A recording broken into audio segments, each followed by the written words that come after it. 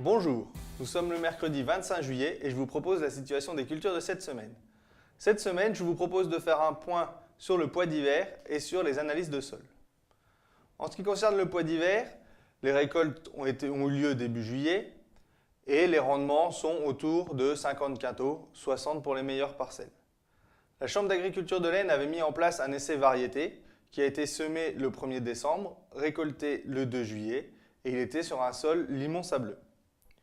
En ce qui concerne les résultats, l'essai a fait 52 quintaux de moyenne.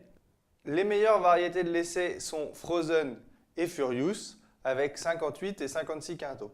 Elles sont précoces à floraison, présentent une bonne tenue de tige et sont relativement résistantes au gel. La seule variété de pois vert implantée dans l'essai était Aviron. Elle obtient un rendement proche de la moyenne. En fin de classement, on retrouve les variétés Enduro et Curling qui sont des variétés plus anciennes.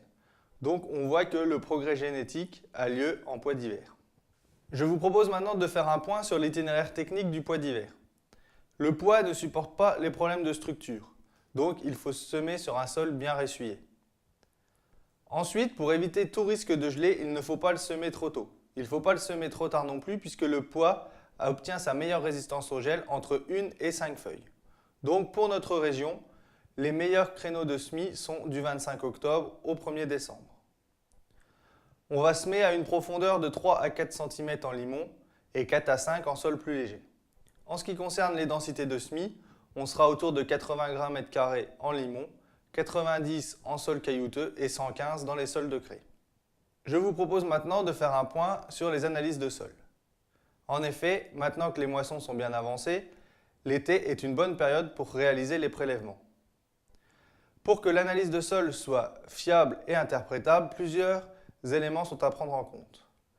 Déjà, l'analyse doit être faite sur un type de sol bien défini.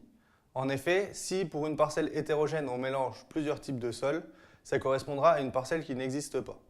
Donc on va faire l'analyse sur le type de sol majoritaire ou alors on fera plusieurs analyses de sol dans la même parcelle.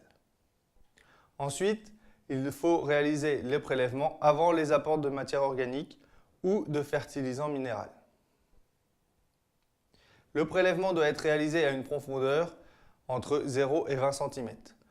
Pour les prairies permanentes, la profondeur sera entre 0 et 10 cm. Pour suivre l'évolution de votre parcelle, prélevez toujours au même endroit.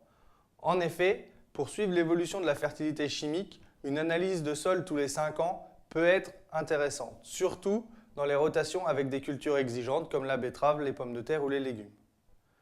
La granulo, elle, évolue peu, donc une fois que vous l'avez, pas besoin de la refaire systématiquement. Je vous souhaite une bonne semaine, à la semaine prochaine.